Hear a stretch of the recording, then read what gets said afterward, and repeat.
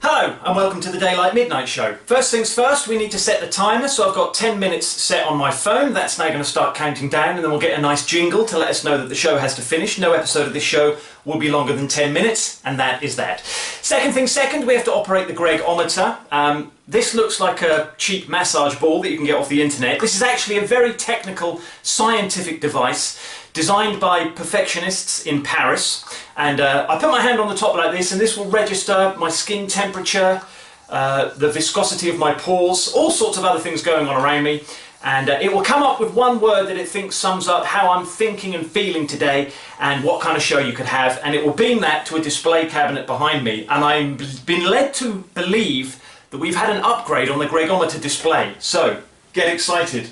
The one word that the Gregometer thinks sums up my feelings today and what the show might be like is the word windy.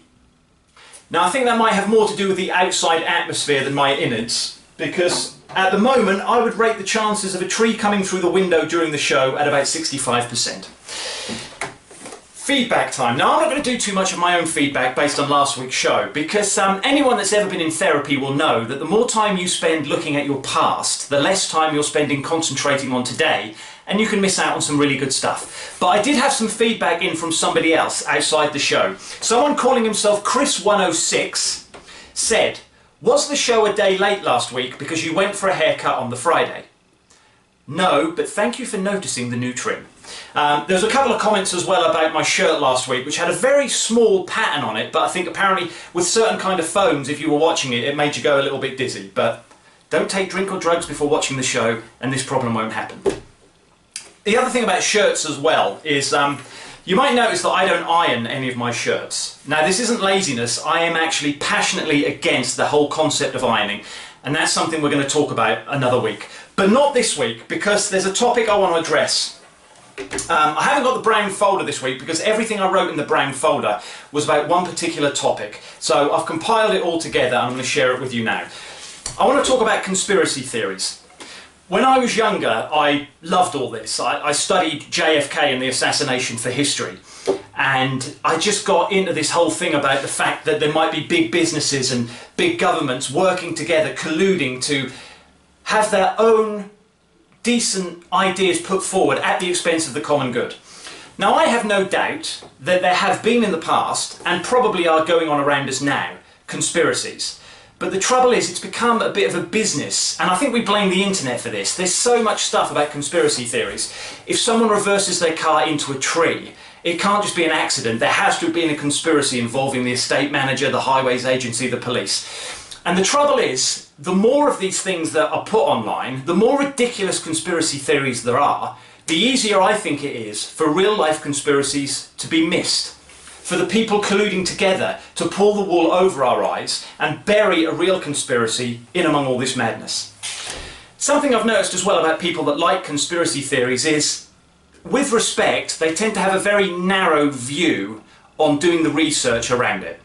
So someone will tell me that they've been on a website which categorically disproves that we ever landed on the moon, but that's all they've looked at. They haven't spent any time looking at anything else. And let's be honest, for every paragraph that's ever been written about why we didn't go to the moon, there are thousands of documents that prove that we did. Now I'm not concentrating on the moon landings, I just know that that's a very popular one, and there's as many people who think we never went as think we did go. So I've kind of fallen out of love with conspiracy theories and the people that like them. Until recently, when in the course of some research I was doing, I believe I have uncovered the most deadly, the most far-reaching, the most widespread and dangerous conspiracy ever to take place on planet Earth. And I'm going to share it with you today. Now I know that I'm doing this at great personal risk, because if I'm right about this, if I've nailed it, if I'm about to tell you the truth, the people involved are not going to like the fact that I've revealed their plan, and they're going to come after me. So if I'm not here doing the show next week, you'll know what's happened.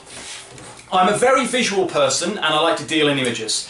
So what I've done is I've drawn you some pictures to highlight who is involved in this conspiracy and what I think is going on. So the first picture is some bikes, because this particular conspiracy started forming after the Tour de France last year, when all the professional cyclists got together and went, "Do you know what, we're sick of this, my thighs hurt, my bum hurts.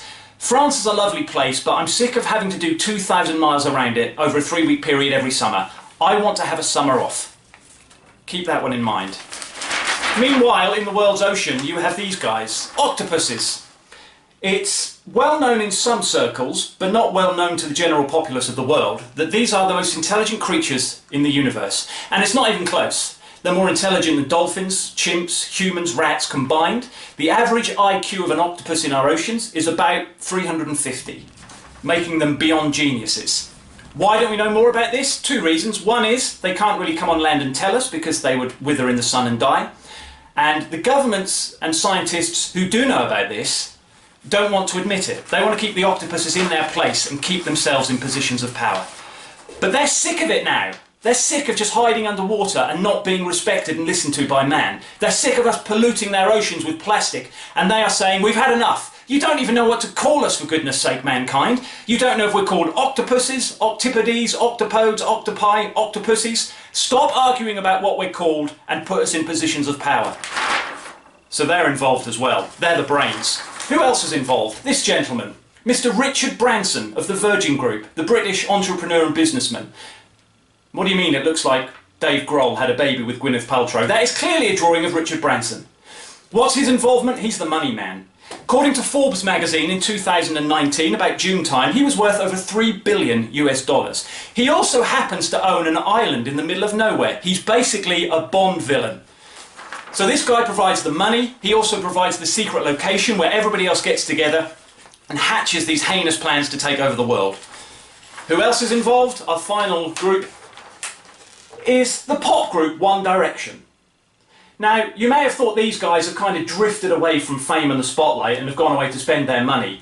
Not a bit of it.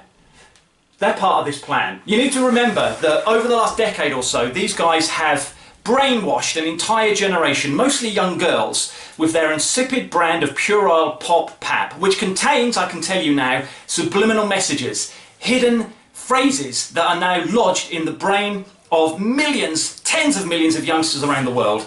They will be releasing a new single soon, and contained within that single there will be a trigger phase. When that trigger phase is heard by teenagers around the world, they will rise up and seize power. So this is what is going on at the moment. These groups are working together to take over our entire planet. Now, how do I know this is happening? What is it that convinces me that I've got this right and this is happening right now? Well, here's my proof. One Direction branded themselves using the phrase 1D. That's the numerical 1 and the letter D.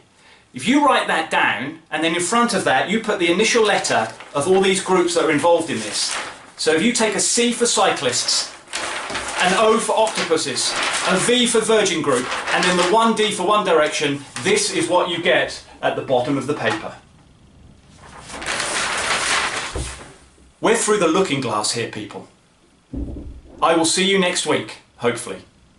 Have a great 7 days.